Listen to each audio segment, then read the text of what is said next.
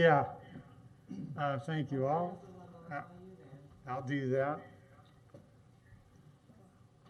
I didn't print out a copy of the agenda.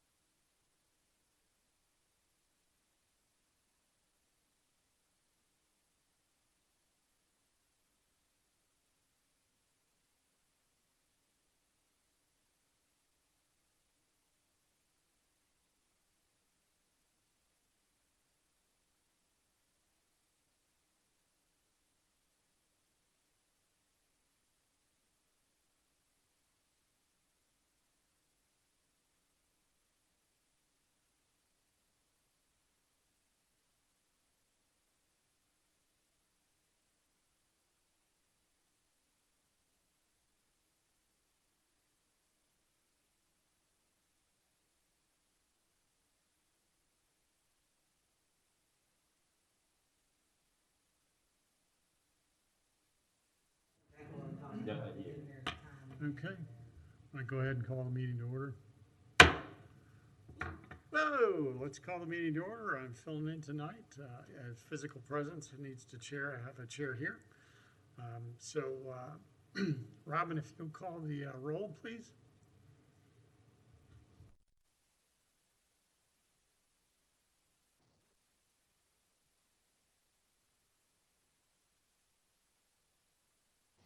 Sorry, I was muted. Member Miles? It's Lewis, Ms. Robin, and I'm here. Oh, Lewis, I'm sorry. I know that it is. My sincere apologies. That's okay. Member Crow? Here. Member Rockwell?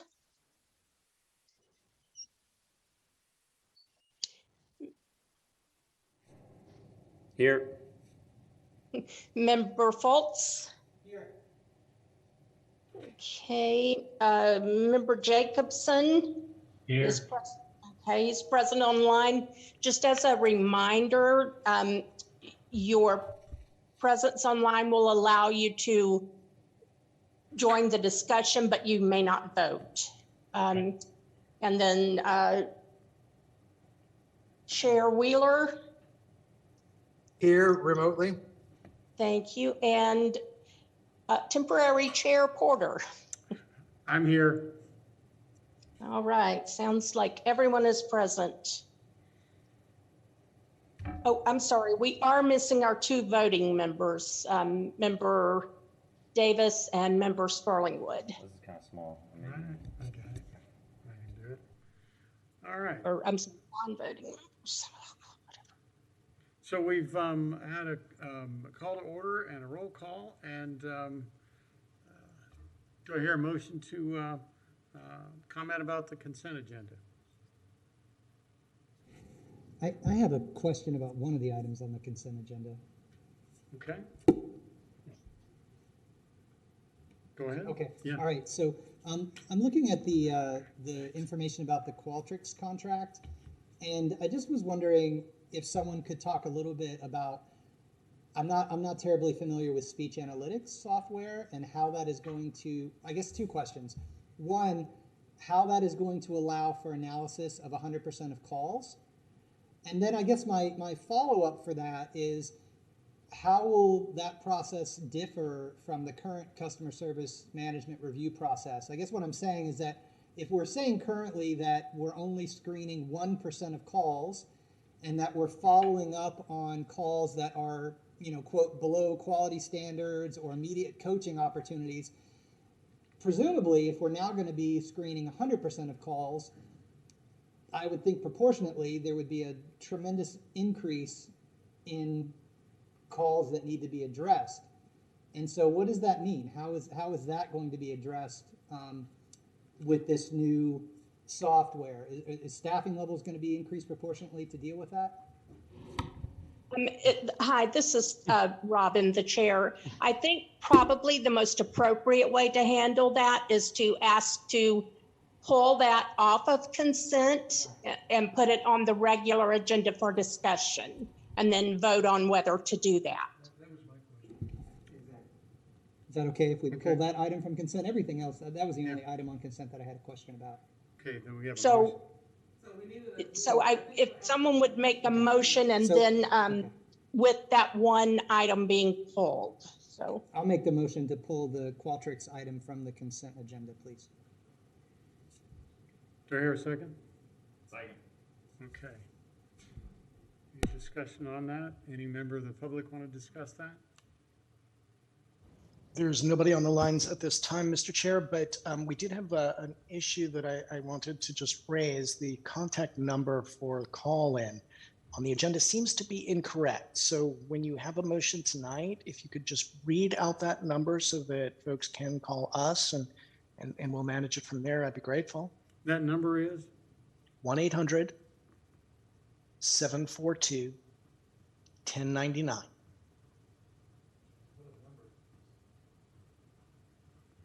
All right, so, Donald Shepard. do you have a comment on the consent agenda? Where is the consent agenda? There's no copies out here. Okay, okay, thanks. There was no agendas printed out for the public that I'm seeing, because I don't have a copy, and everything is freezing in here. Could we turn the heat up?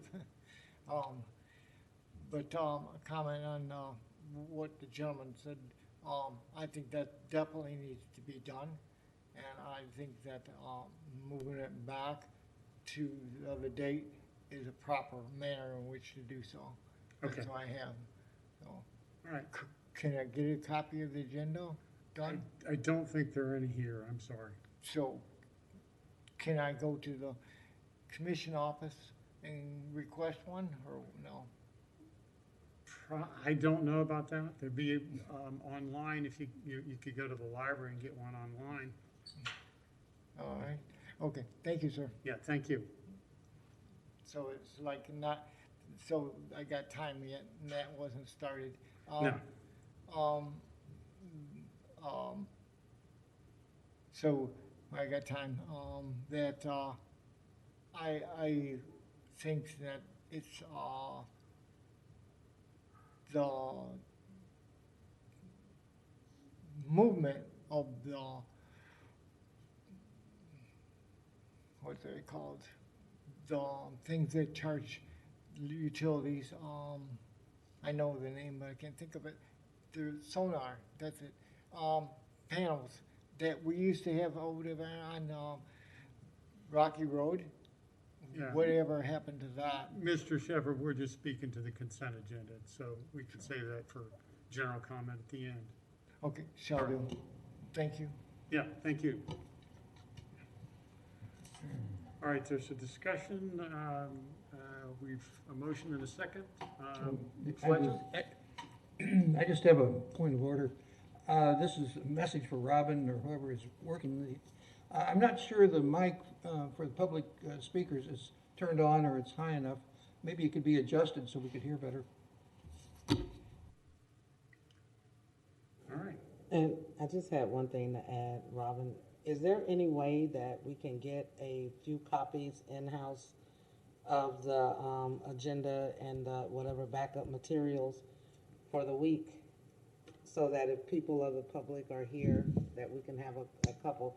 I know with everybody remotely, is there any way that we can possibly get any of that in? Because sometimes I don't have it myself. I've previewed it, but I don't have it. Some of the general public may not have seen it at all.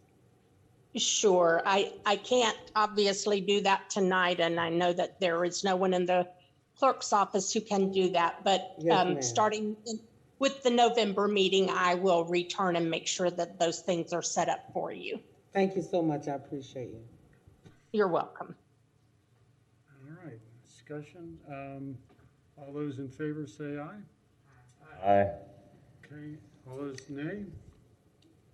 No nays, okay, motion carries. We're gonna change the consent agenda to pull the Qualtrics item out and move that to, new business.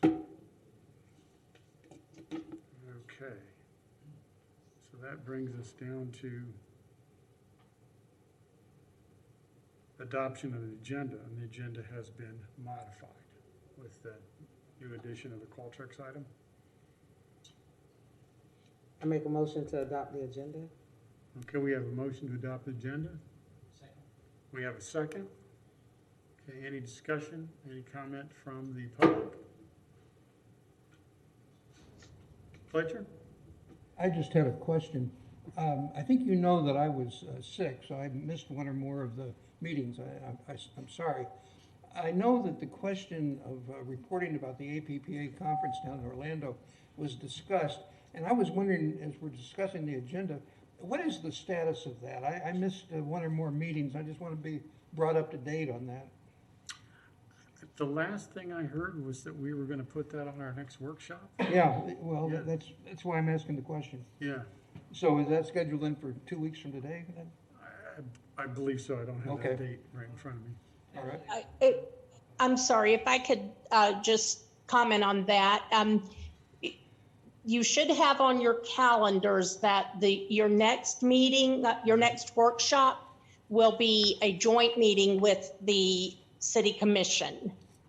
Right, that's right. So we can aim to put Fletcher's item on the, or I'm sorry, Member Crow's item on the November agenda to speak, if that's okay. That's right, Robin. I'm sorry, I forgot that. I should have said so. Yeah. Yeah, I forgot about the joint meeting. Would that be the second or the first meeting in November? The second? I'm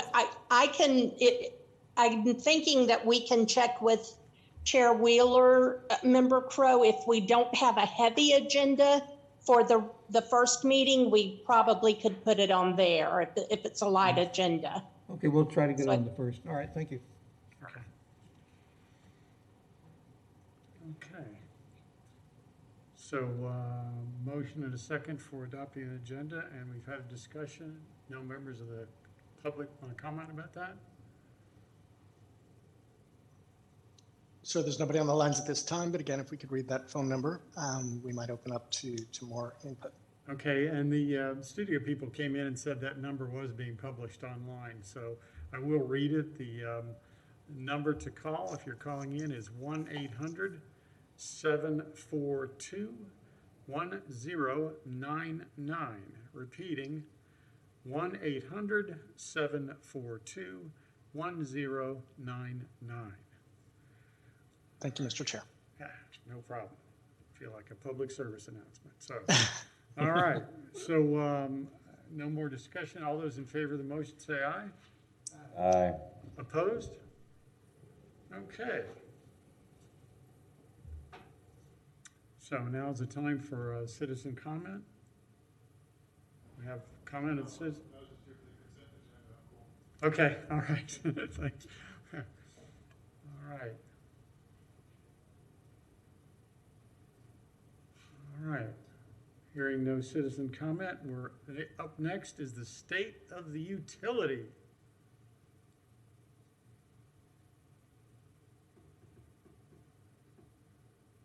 Tom Brown, welcome to us.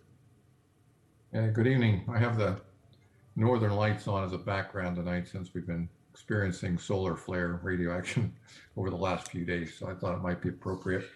Saw an article that said that things had actually observed down in Virginia. It came that far south. So fortunately, it didn't affect any of our generation, to the best of my knowledge at this time, so we're good. So the utility report for September is actually represents the year of our fiscal year. Starting off with safety, we ended up the year with 20 recordables. 5 of those were due to prescriptions being issued to our people. One of them was a bee sting. We had 4 people actually had stitches. We had 2 lost day work accidents or incidents. One was for 1 day and one was for 15 days total length. And then we had 8 that became recordable instances because the employees were given restricted duty. So it was not an outstanding year. Fortunately, there weren't any what I would term overly serious injuries. It doesn't make excuse for them, but always good that we don't have anybody seriously hurt. On the compliance side with NERC, we had 3 reported instances during the year. One of them resulted in a violation with no penalty. That was for a cyber asset that was put into the system, and baseline documents weren't updated within the 30-day time period allowed. There was one non-violation, and that was for an overgen condition that we had, and we was done at the bequest of the regional system controller. So we did what they told us, but it still was a violation. But there was no penalty or associated with it. And we have one pending. That was for an outside contractor that actually plugged a cell phone into one of our cyber assets without screening the asset first. So that one's still standing out there. In the overall course of things, it's relatively minor. I expect it to be either a non-violation or a non-penalty as well. From system reliability, for last month, we had 62 outages for the month. The usual culprits, equipment failures, squirrels, weather. We had a total of 670 for the year. Electric production for the month was up over last year. We had 202,900 megawatts versus 195,550 for the year before. And gas delivery was actually up in the system for last month over the year before as well.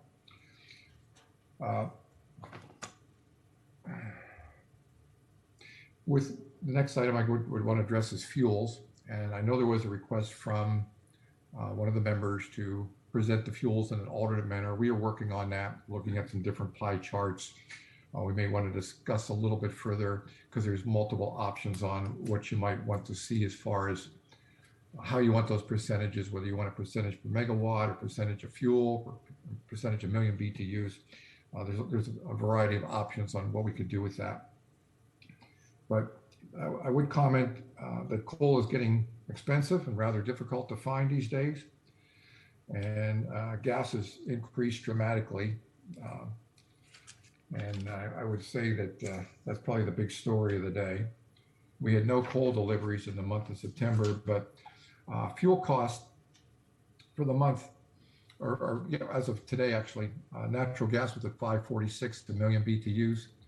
Just a few months ago, it was under $3. Coal's at $3.93 a million. Biomass is $2.85. And fuel oil, which we're not allowed to use unless there's an emergency on gas, is at $4.12 a million. From a production cost basis, Deerhaven Renewable, or biomass, right now is actually our cheapest unit to produce on at $36.91 a megawatt. And coming in second is our Kelly combined cycle plant at $44.76. Deerhaven 2, which is the combined gas coal, is at $50.69. And Deerhaven 1, which is just our gas that we use for reserve backup, is $66.61. And I mentioned that because there is discussion. You know, GRU does have a fuel pass-through cost. And right now that number stands at $30, basically 3 cents a kilowatt, $30 a megawatt. And you can see from the prices that I just read off that we're actually running well above that number. And we look to maybe make some adjustments in the near term on that. With regard to the solar project, there's really nothing new to report over last month. Origis is still working on siting the project, and that's about the only thing I can tell you. The other thing, I guess, of noteworthy on water, wastewater, business is pretty much as usual, nothing out of the normal. For the year, we did have 34 sanitary sewer overflows for the year, and that was primarily driven by extremely wet weather we had between June and August, causing excessive water inflows, ingression into the system, as well as just unflushables, our normal culprits of rags and those type of things. So with that, it's about all the commentary I had to make on the report. I'll be glad to answer any questions relative to the report as submitted. Thanks, Tom. I appreciate that. And also the rundown on the particulars of the current fuel prices and the cost to run for the different major units. So I appreciate that quick summary. Any comments or any questions? Jason, go ahead. I just had one question. I think you've talked about this before, but I was hoping that you could just refresh my memory. With the Origis contract, at what point does the clock sort of run out on that if they're not able to successfully site that? I'm just kind of trying to figure out what sort of timelines we're really up against with that project. That's an excellent question. I believe the next due date, and I see our attorney has come on the line there, so maybe she can help me with this too. I think the next due date for an action item is December 12th. And I think as long as they're making a diligent effort to try and do something, that it could actually be extended beyond that as well. Lisa, did you want to make any comment on that? Yeah, Origis has until the end of December to make a decision as to whether they can financially continue with the project or not. But they could request an extension if they believe they can. So that's about it. Thank you.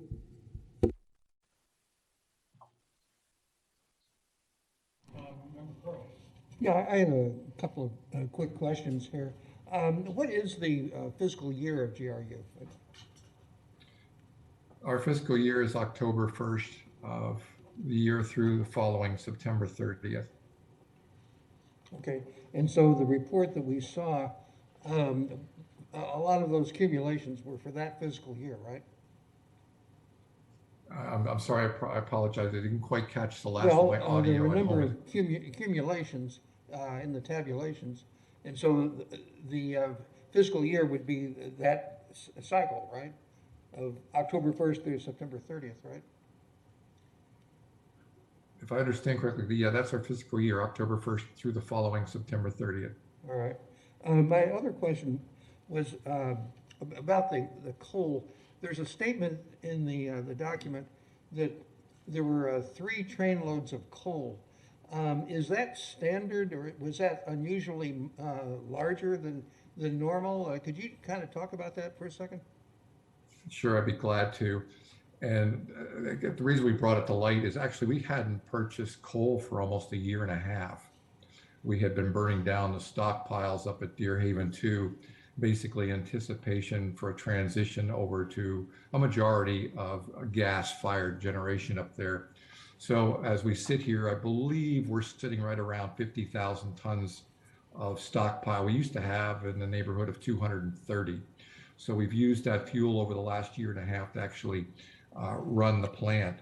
So those 3 trains were basically a change from we had, and there was a request from the UAB prior to that to show the purchases or deliveries in the month, and you'll see that table was added to the report. And we did not have any additional trains in September. Those trains came in July. We are actively, as I speak, trying to get at least another 3 trains in the next quarter. We're essentially burning around 10,000 tons a month, basically 1 train a month. When we were firing 100% on coal and firing the unit hard, it was probably closer to 2 trains a month. But we're probably going to continue burning about 1 train a month just due to the high price of gas right now. So we'll be looking for additional coal purchases. Mr. Chair, if I may. Yes, go ahead, Member Wheeler. So just to confirm, you're looking to purchase more coal because it's less expensive, but we could, with that conversion, be running Deer Haven 2 strictly on gas at this time. It would not have to burn coal. Let me give you a qualified yes to that answer, because there are certain times of the year when we have gas curtailments due to very cold weather, and we just can't get the gas either purchased or through the line to get it to our place. In that sense, we do need to maintain a certain backstock of coal that we can switch to run solid fuels if we have to run it. But yes, we could make the choice to run all gas right now. It would drive up the price of our generation and would affect the pass-through to the consumer. As we're directed at the present time from the City Commission, our mandate has been to produce reliable power at the lowest possible cost that we can generate at. And if I have one follow-up question, if I may, Mr. Chair. Yeah, go ahead, Member Wheeler. And how do we maximize biomass, or are we already maximizing biomass so that we can reduce coal purchases and gas purchases? Yeah, as I indicated earlier, right now, Deerhaven 2 is our lowest cost producer. So it typically would be the first to be brought up to 100% load. But what kind of muddies that water a little bit is the fact that at night, we still have to keep on certain generation units because we need to have them available for the following morning to meet our system demands for the following day. So we're kind of dispatching what your daytime expected generation fleet looks like and keeping it online during the night. So in that sense, there are times that we still have to back down all our units to their minimum generation level. And it varies from unit to unit. Kelly combined cycle can turn down to about 90 megawatts from their peak at 110. And then you have Deerhaven Renewable. And this was a big win for us when we took over the biomass plant. And that is, we can turn it down now from 102 megawatts down to about 30 megawatts. So we kind of use that to kind of balance the load out. And then the Deerhaven 2 kind of has a bottom end on it right now, about 50, with a top end of 220. So it's a 4-to-1 turn down, which is really an amazing feat for a solid fuel gas-fired unit. But that's what we do. We'll turn them all down to minimum. And on these transition months in the fall and the spring, load sometimes gets down in the 100 megawatt level. So if you look at those minimums that we have for those 3 or 4 units, you can see we're actually above our minimums for the nighttime load. So that's the only reason it wouldn't be sitting there running at 100. But come the morning, they'll bring it up pretty quick to the full load of it because it is the cheapest running unit. Thank you. Right. Any other questions, comments? All right. Thanks, Mr. Brown. That was great. I appreciated your summary as always, especially at the end of the fiscal year. Thank you very much. Appreciate the opportunity. Yeah. That brings us to new business, and I think we'll do the regular new business first and then go on to our consent agenda addition. So the first thing on new business is resolution of authorizing an allonge to the variable rate subordinated utility system revenue bonds 2018 Series A, parentheses B.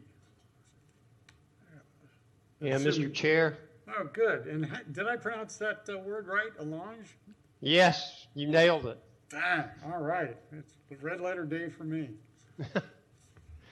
Mr. Chair, in 2018, GRU established a $25 million tax-exempt line of credit with STI International, which is essentially an arm of Truist Bank.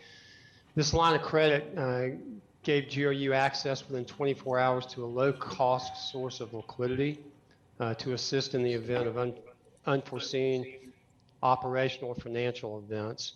Agreements of this type, which kind of preserve GRU's financial flexibility during uncertain times, are looked upon quite favorably by both rating agencies and investors. This line of credit expires November 30th, and staff, the financial advisor, PFM, as well as bond counsel have been working with representatives from Truist to negotiate a 3-year extension to the line of credit to maintain the liquidity that this agreement provides. The facility fee for the unused portion of the line of credit is 25 basis points or $62,500 per year. This is the same price that we are paying on the current line of credit. The rate on any portions of the line of credit that we actually draw, if that's necessary, will be 79% of the sum of the overnight SOFR rate and 1.85%.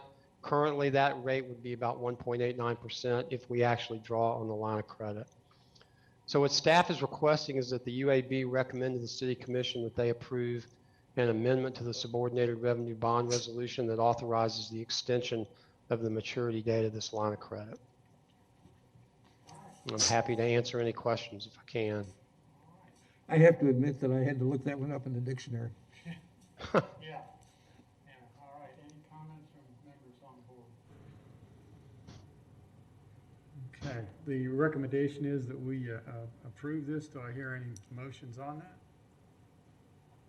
Make a motion to approve the recommendation. All right, we have a recommendation. Do I hear a second?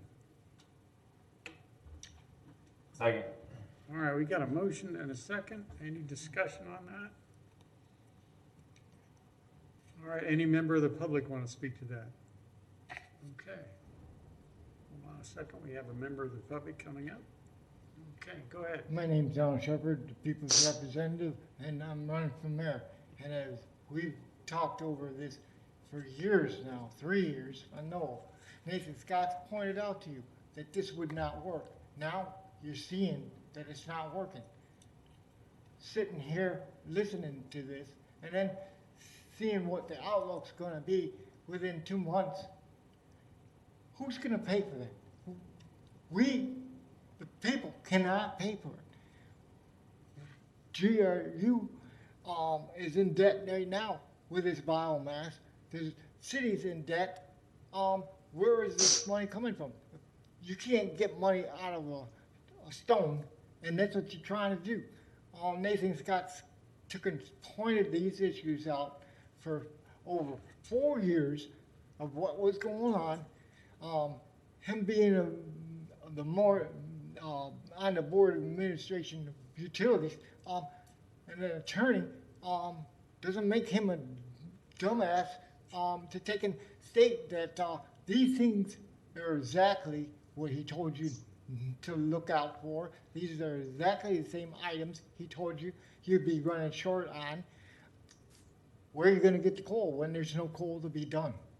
The belt bond. We can't take and buy $130,000 car of coal to take and patch this up.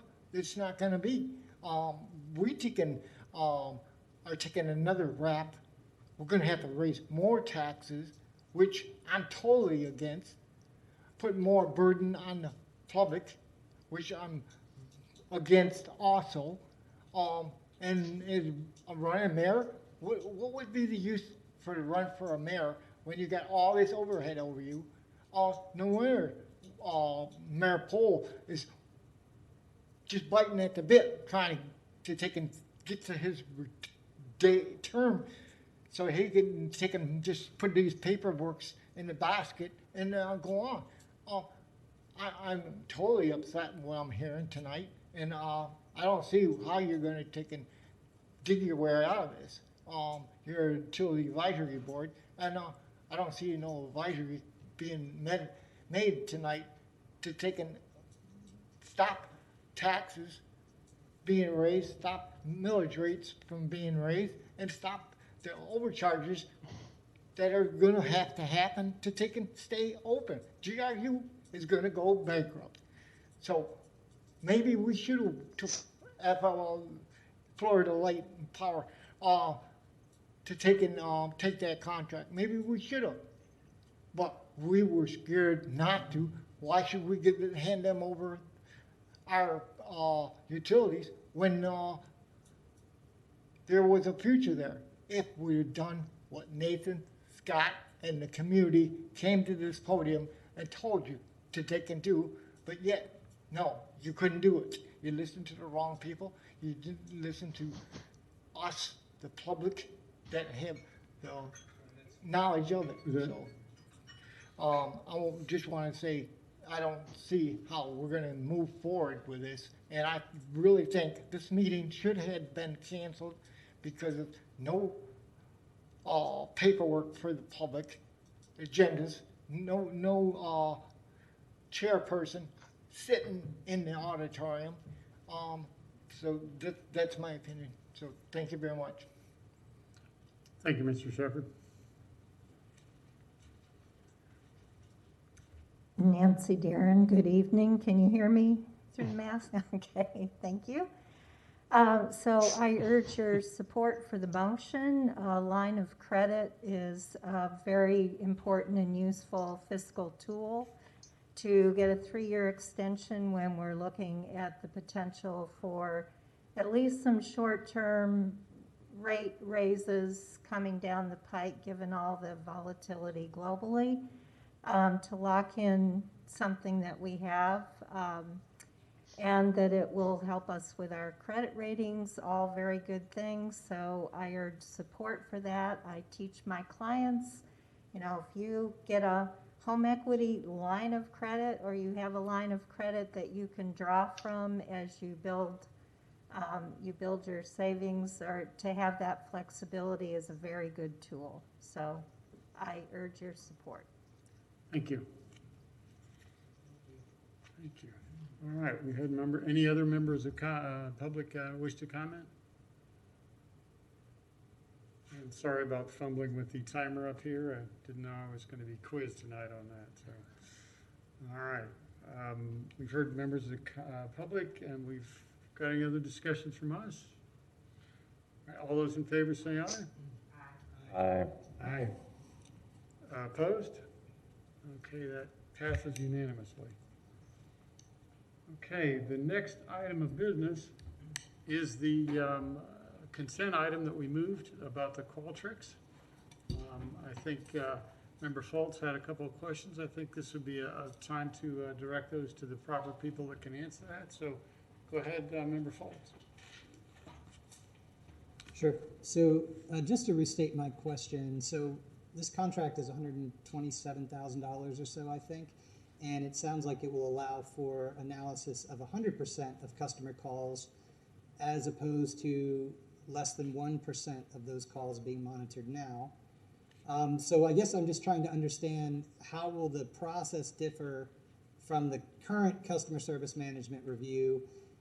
Presumably, if we're monitoring 100% instead of 1%, there's going to be a significantly, proportionate increase in calls that need to be dealt with. And so does that also mean that there's going to be some sort of staffing level increase or something? I'm just trying to understand kind of how that data is going to be used, basically.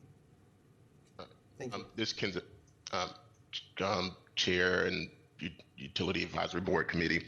I can speak to that. So currently right now we have one staff member that's responsible for reviewing calls. And so ultimately what this software would do is it will evaluate all the calls, and it will be based on different trigger points for its volume being raised, different verbiage that's used, and it'll spit out report. And so it'll help generate a report that'll actually help give us something to actually give to agents or reps to helpfully close the gaps on the knowledge base, and also to train on how to actually deal with customers. So the system's going to do a lot of the work where where it would take multiple people to do that amount of work. The system will do a lot of the work for them.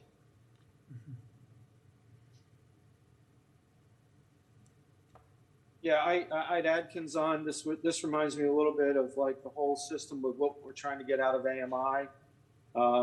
You get, the statistical trends from a lot of things that, are out there. And it is not an end all for the things that we do, but it will give you kind of key performance indicators. I think we'll use it to be able to evaluate the trends. Are we getting better? Are we getting worse? I don't think that we'll have, a bunch of folks that will be asked to join the organization as additional FTEs to follow this information. If anything, it's to make the job of that one person, not easier, but more efficient and effective. But it's an interesting question. I mean, I hadn't thought about it from that way until you posed it. It's kind of like, what the heck? What are you going to do with all this information? I think Kinzon has a lot of ideas of how it can improve our performance and provide that world-class service that we're striving to provide. All right. Any other questions from the board? Okay. Let's see. I guess we need to have a motion on this, right? Right, was it, so that consent agenda item was a recommendation? Yeah. Okay, so I make a motion to approve the Qualtrics, am I pronouncing that right? Yeah. The Qualtrics recommendation. All right, there's a motion. Do I hear a second? I'll second. All right, there's a motion and a second. Any other discussion by the board? Fletcher, go ahead. Yeah, I had a question. In the materials that we were sent, there was only the one bid for, I think it was 127,000. Are there other competing bids, or how was it that you only homed in on one vendor? There was a couple vendors that actually bidded on it, and this was one of the higher ones that won the bid. So there were multiple vendors, and I'm actually trying to look for the other ones that actually bidded against it. I think it was 4, wasn't it? But I thought it was attached to it. Yeah, it is. I didn't see that. It's one of the other buried documents. It's in there. It is in there, okay. Yeah. All right, and how did their price compare to that 127K? I don't have the dollar figure in front of me. Let me see if I can pull it up.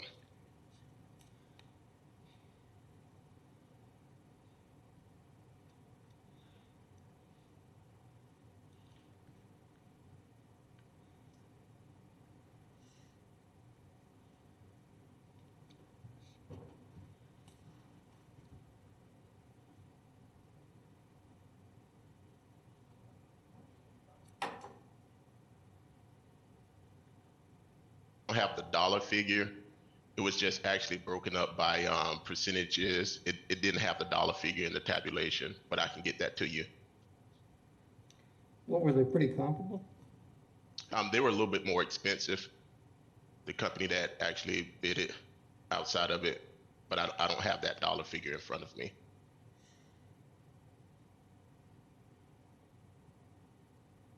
All right, was there any other, yeah, go ahead. Any other comments? I was just going to say, Fletcher, when I was reading through the agenda and the sort of material in the agenda, the way one of them was worded, I kind of got the impression that it was almost like a no bid situation. But then when in the backup material that Robin included, there were actually 2 documents that broke down the scoring for both the Qualtrics bid and for the disaster. It was Presidio. Right. Presidio, yeah. And so Well, those I were. guess I misunderstood that, okay. Yeah, so it's. I saw the Presidio column there, but I didn't, Right. maybe I didn't understand what I was reading. Yeah, so that grades them both on a range of different, metrics, including price. Yeah, I saw that. All right. Good. Okay. Any other comments? Any members of the public want to comment on this?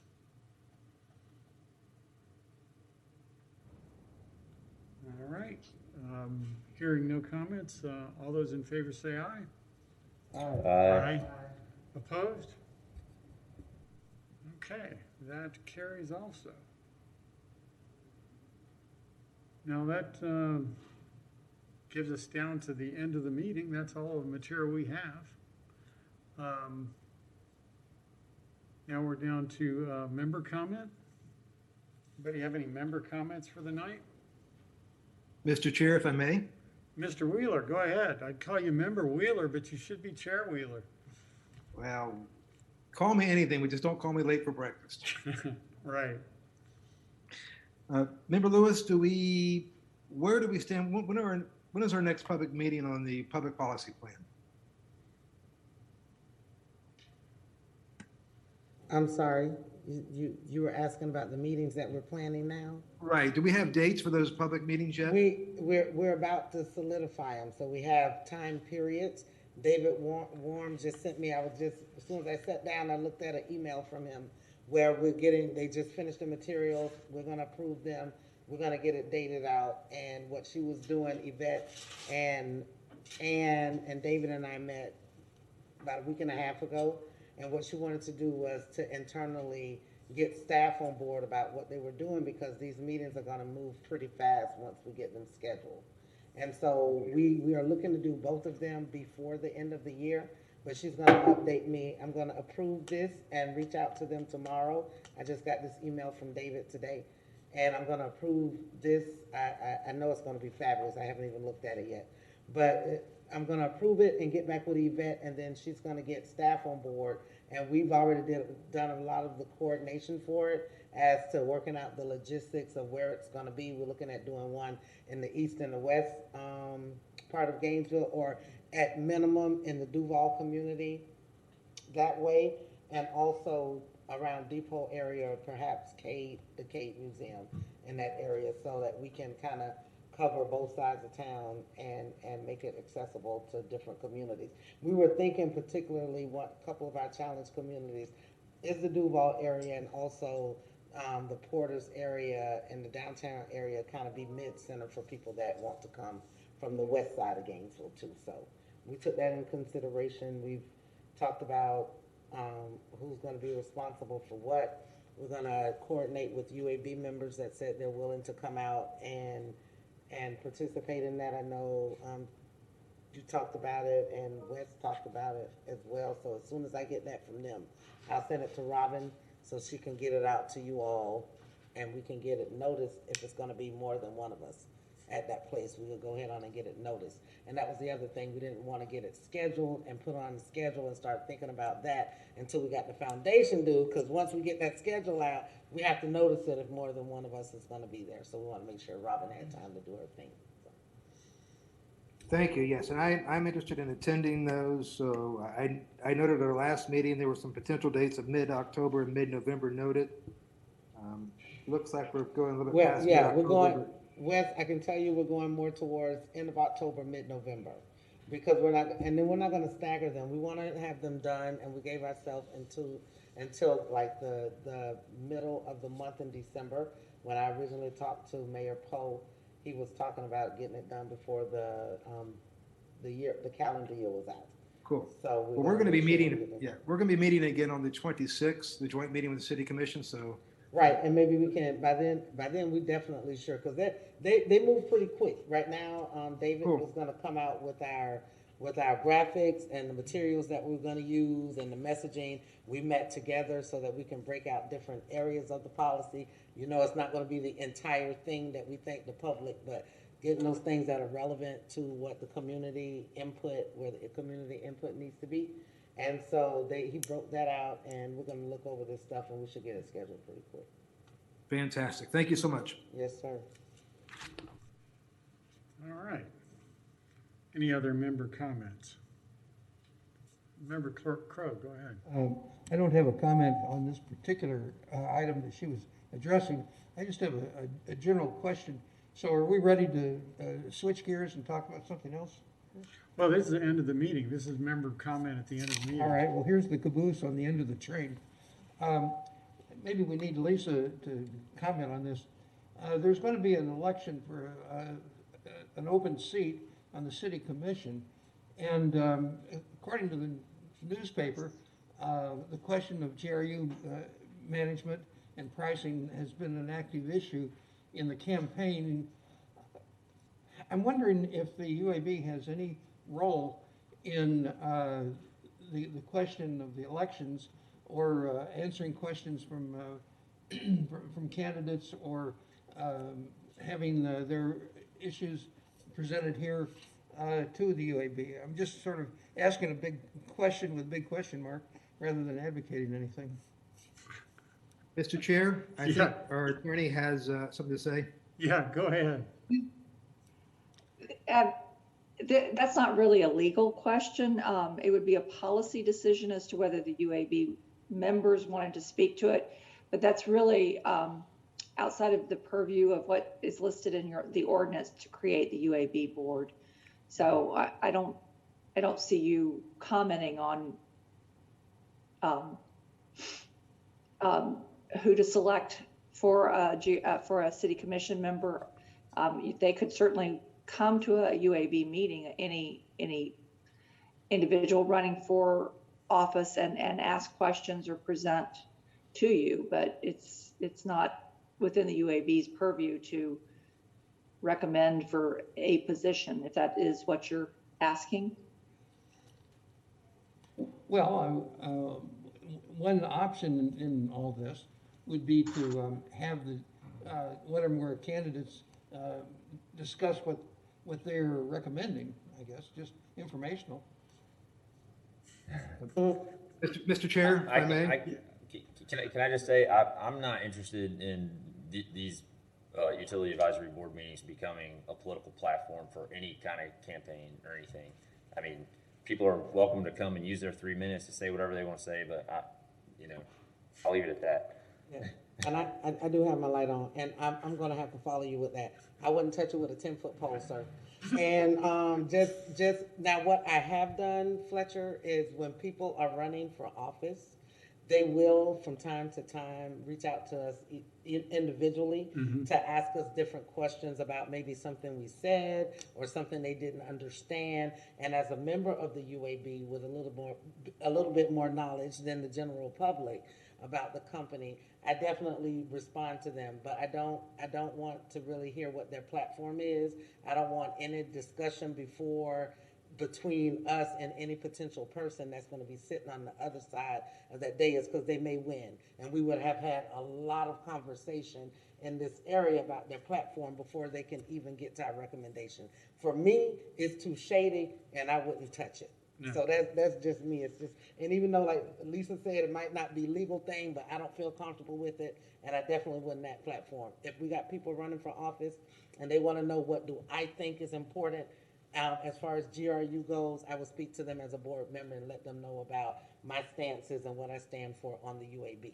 But I wouldn't let it be the other way around. I'm not interested in that. Hey, Carla, this is Ed.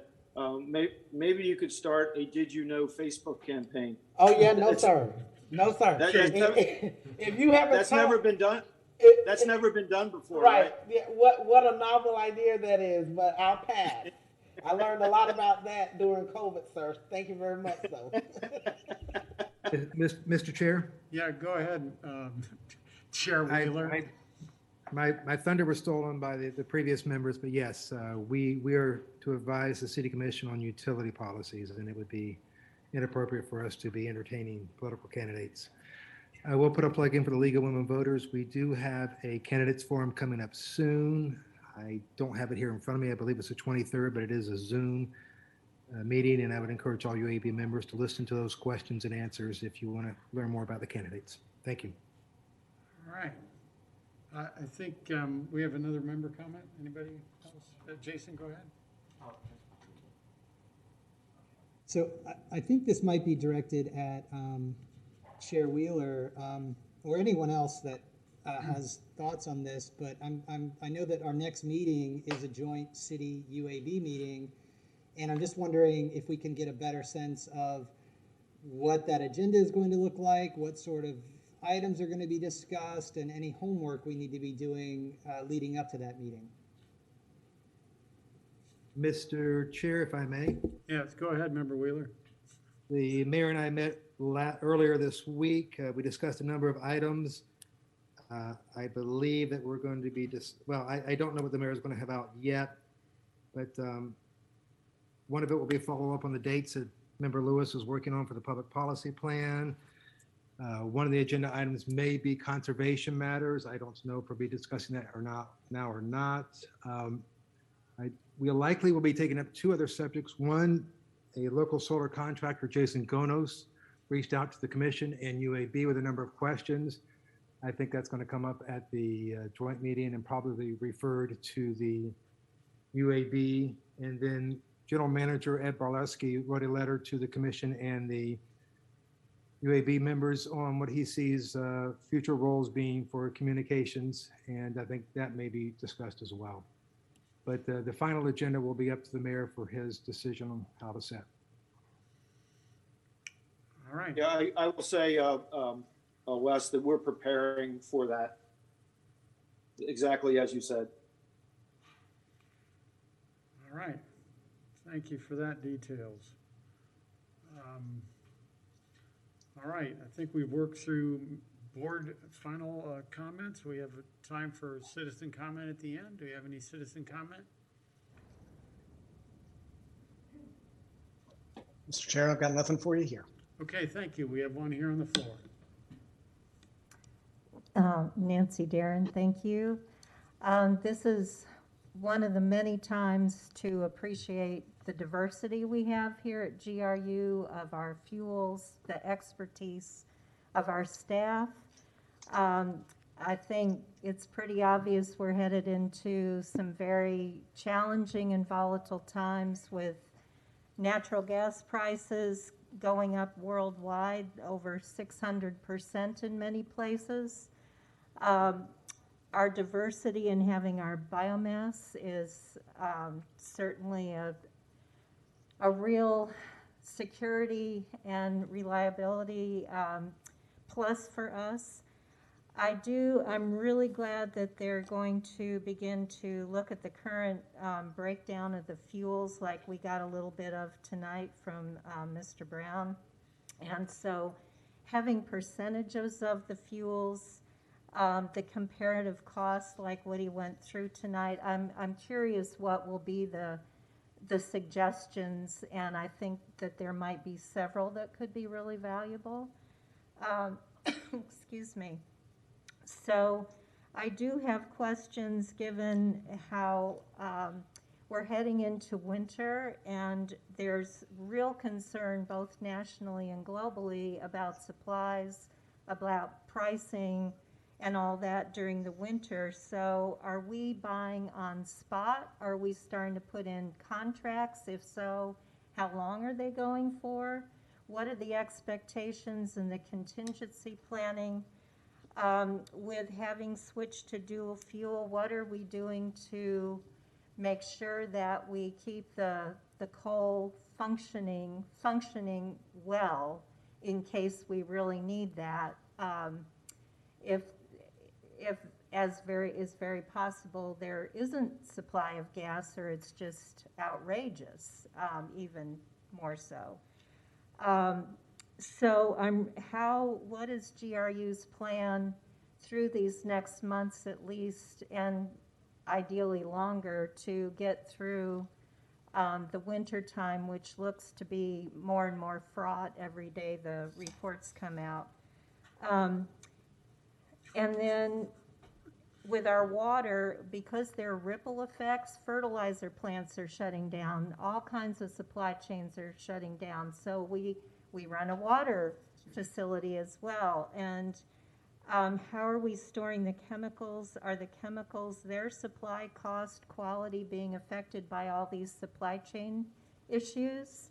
I don't think we were affected like Orlando was during COVID with the where they couldn't do the water treatment because they needed the CO2 for the hospitals, the oxygen for the hospitals. So understanding what are our vulnerabilities, what are we planning to, just like that line of credit, that we've got flexibility and options. And the last thing is that there's that the Energy Star program, they have an extra title called the Most Efficient List that they update every single year. And in 2021, they made a significant change for the Most Efficient program, that they stopped considering gas burning appliances for that title. So it forms the basis for many utility and government rebate programs that incentivize people to buy efficient appliances. It's a significant win for climate advocates pushing for a national transition to all electric. And the federal agency is recognizing there is no place for gas appliances in a clean energy future. So I would just point that out as we have our discussions around that topic. All right. So thank you. Thank you, Nancy. All right. Any other citizen comments? All right. Go ahead. Yeah, Jason. Mr. Chair, I know we typically don't respond point by point to citizen comment, but given that it's such a short meeting tonight, and I think Ms. Darren raised some really substantive questions, I did want to ask, the one that I'm kind of most interested in particular is the one about the futures of natural gas market and how that is going to impact GRU and what we're doing to sort of plan for that. And so if staff is available to speak to that briefly, I would certainly love to talk about that for just a minute or so, if that's okay. See, they're already gone. Well, they've been at work since 8 o'clock. Yeah, I don't blame them in the slightest. I just think in fairness, I think we should let them capture that time if they're already gone. Yeah, I think Ed's here. Ed, Oh, go Ed. ahead. Yeah, we'll make you suffer through it, Ed. You go ahead. You're on mute. You know what? I gotta get the T-shirt that says "You're on mute." Yeah. This is Dino. I want to let you know Dino's here if you need me, sir. Oh, okay. Yeah. I just want, and I will introduce you. It takes us all a little while to get, out of mute mode these days.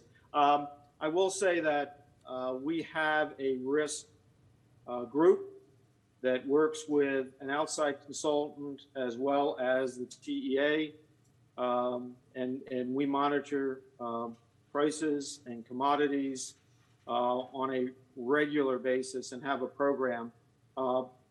And most of that occurs through energy supply. So I'll turn it over to Dino. But before I do, I'll mention that, the problem that occurred in Orlando was with the oxygen. That's not a process that we use here. So we are unaffected and we don't have that same risk. So with that, I'll turn it over to Dino. So, Chair and board members, this is Dino DeLeo, Energy Supply Officer. We spend a great deal of time in energy supply looking at the commodity market and doing planning for generation all the time. We've been generating electricity for 114 years, and we've never had a blackout in the city of Gainesville. And that's because we watch the commodity pricing very carefully. As Ed mentioned, we have a risk oversight committee. We look at natural gas prices and forecasts. We have a partner, an ownership partner with the Energy Authority in Jacksonville, Florida, where we work with them every day on the nomination of gas that we need. Mr. Brown mentioned at the beginning of this, in the State of the Utility, we're working on 3 trains of coal so we can have something to back up when natural gas prices are high, like they are now, 5.46 today. And we're working on a wood supplier to maintain DHR at full load. As we go into the winter months, outside of a hard freeze, our typical daily loads are the 220 or 230, unless you get to a hard freeze where you'll see a 340 or even a 400 in the winter. Those are things we plan around all the time. So if you're asking me what we do, it's based on commodity prices. We look at hedging gas as much as we can. We look at our solid fuel inventory and our liquid fuel inventory to make sure we have everything we can to economically dispatch our units, because that's the ordinance. That's what we do. We have to economically dispatch units with that next megawatt, the least dollars across that next megawatt. That's how we dispatch. We don't dispatch to the environment. We dispatch economically. And so we spend a great deal of time on that. We work on it every day. We have an entire fuels team. That's what they do every day. So hopefully that helps in understanding what the staff does for the planning and has been doing for 114 years. Thanks, Dino. Appreciate it. Any other comments? I think I just Carl, have one, and I think I'm kind of like Nancy. I think the idea was, is there some type of plan that we can possibly see or go through that says, during the winter time, and that's some great information. Dino, I can tell you it was right here, and it was a lot muffled. So I don't think a lot of us got the full extent of what that is, except for to say it sounds like you have a team that's in place that does a lot of that mitigation. And if they can kind of, take some of this, maybe look at this meeting and maybe put an answer or so into this is our plan going through the winter months, considering even though we have been operating for a long time, there's some situations going on right now that are unique. And so we want to make sure that we're prepared going forward, and we don't know what this winter is going to set like. in the city. And so I think what it is we kind of want to see and want to know what that looks like. And since you have the team already that's watching this and checking commodities and doing that piece, if they can just possibly let us know, you know, maybe a little something. I don't want to put too much on staff. Yeah. Carla, I might. So, Chair, Member, Yeah, go ahead, so Dino. Chair Member Lewis, that plan changes every day. I can't tell you what that plan is going to be and give you a 30-day plan, because if the commodity price changes tomorrow, which they change every day, the plan will change. So we forecast 7 days ahead, 30 days ahead, and then we do day ahead planning. And that day ahead planning, the 10 o'clock today is where we make the decisions for tomorrow. 10 o'clock tomorrow morning, we'll make the decisions for the following day. So that plan is, when I provide it to you, it's just that. The minute I send it to you, it's wrong, because it's going to be based on the commodity price. So it's very scientific, and it's very dynamic in nature. I'll bring whatever you'd like to come to the board, but again, the plan is made 30 days in advance, and of course that one's fine-tuned to 7 days in advance, and then we do day ahead to match whatever the commodity is, and that's how the planning is done in the fuels group. So I can work with the general manager and the chief operating officer to see what they like to get together to provide you, but that's the dynamic nature of the fuels commodity plan. All right, thanks, Thank Dino. you. I might let add, me, excuse me, General Manager. Thank you. I'll cut through this Gordian knot from my point of view, and that is that I'd much rather go into this winter with GRU's hand than anybody else in Florida, because we have fuel diversity. We can run Deer Haven 2 on coal or natural gas. You run out of natural gas, run it on coal. Deer Haven Renewable runs on wood. We can run that up and cover almost a good portion of a day's run. So we've got fuel diversity much more so than any other utility in Florida. So any kind of thing you can imagine running into, other than something unimaginable, I think GRU's got it covered. And that's why they bought 2 trains of coal, is to make sure that pile didn't go to zero. I was sitting here calculating how many run hours that meant for Deer Haven 2 with 50,000 tons. And since I had to be chair tonight, I got interrupted and didn't get my answer. But anyway, it's not a small number. So hopefully that clears up a little bit. We do cover most extenuating circumstances with what they do as an everyday piece of their business. And I wanted to just tell Dino that I do have that confidence. That, Yeah, and I do hear exactly what he's saying. I have to mitigate it day for day and day by day, and I trust that process. That was going to be the ending. That was going to be the ending of that. Okay. yeah. Chair, Ms. I Lewis, add- I want to make sure I didn't come off not saying you didn't have confidence in it. I was just explaining the process. So Yeah. if I came off not understanding that, I apologize. No, we're good, Dino. No worries. No worries. But I did want to say a few things about that, Chair. Of course you did. No, it's a good thing. I think there's the perception out there that, and I think I've heard it a couple times, that this is incredibly unusual. And in our world, it's not incredibly unusual. It's a risk that exists. It's not that gas isn't being supplied. It's that gas has a higher price. And there's a lot of things that are going into that. I wish it wasn't the higher price that it is. But there are geopolitical forces at play. And I really appreciate the comments by the chair, trying to, talk about our physical hedge that we've built over the years, which is exactly what the rating agencies love about GRU, is that we have that built-in physical hedge.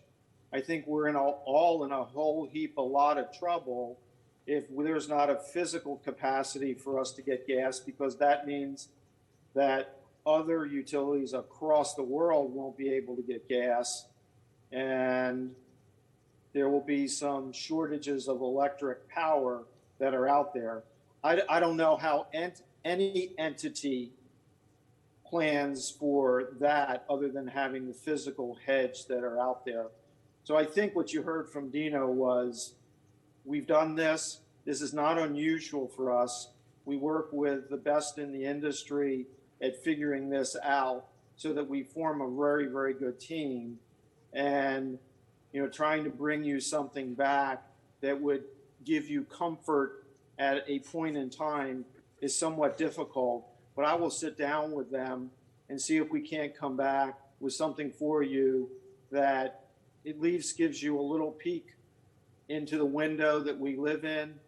And it can give you, an understanding and a comfort level that we are employing best practices, if that's okay. All right. Thank you, General Manager. Member Crow. Yeah, I'd like to speak to that. I really appreciate what was just said.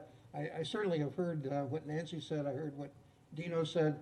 But I must say that in the year that I've been on the UAB, I've been very, very wary of situations where we might have emergencies. I mean, we have tornadoes, we have hurricanes, we have terrorist strikes. We have last January where we had to rely on coal when natural gas was not really available. We've had a lot of situations, a lot of theoretical situations that are very troubling. And I would very much appreciate what you just said about a report to the UAB that would be at a high level. We understand what Dino said about a day-to-day tactical dynamic situation, which is no doubt true, but at a higher level, we have the whole range of the question of purchase power from interconnects with other utilities. In fact, this UAB was asked to deal with the question of enhancing connections with other utilities. But in addition to that, we had a report earlier about the reliance on coal in January. And what I think we need is a fairly high level type of report that would essentially, hopefully, kind of put to rest some of these troubling questions that we have had about being able to respond to emergencies or unexpected shortages. I'll have to ask the actual chair, Chair Wheeler, to get with the general manager and translate that into an action item in the near future. So we'll let that go for the next time. But yeah, I think excuse me, Chair and Board Member Fletcher, I'd like to respond to that just real quick. So to put context to what Mr. Crow just said, is in February 17th to February 21st, we would have never anticipated a hard freeze and droughts. Energy Supply anticipated that. We went through those 4 days. We were 100% on solid and liquid fuel. We burned no natural gas from the 17th into the 21st, other than the South Energy Center, which has no option but natural gas. So we were 100% burning solid and liquid fuel. And during that 4-day span, GRU didn't lose money. In fact, GRU made money. GRU made $600,000 instead of paying more money for our customers, based on the diversity of fuel and based on the planning we had of having solid and liquid fuel. So just a little context, Mr. Crow just said, sir. Okay, thank you, Dino. I think the last thing is our Robin tells us about our next meeting, and then we're done. Yes, Mr. Chair, thank you. As you know, the next meeting will be in place of your standing workshop. It will be a joint meeting with the City Commission. And Chair Wheeler did give you the list of the things that he and the mayor talked about. That has been formalized, and I can send that out to you tomorrow. We're working on the agenda. It's not ready yet, but I can send you the list of topics. So the only other thing is your regular meeting in November falls on Veterans Day, and that is a day that GRU closes because it's a federal holiday. Sure. I've checked into the possibility of another day, and right now what I've come up with for us to be able to stay in our flow between commission meetings and still be able to stream and televise your meeting is the day before, which would be Wednesday, November 10th. I can send out a little poll to you tomorrow to see how many of you might be available on that day. Okay, thank you, Robin. We'll look forward to that email. Sure. All right, I think that's it. The meeting's adjourned.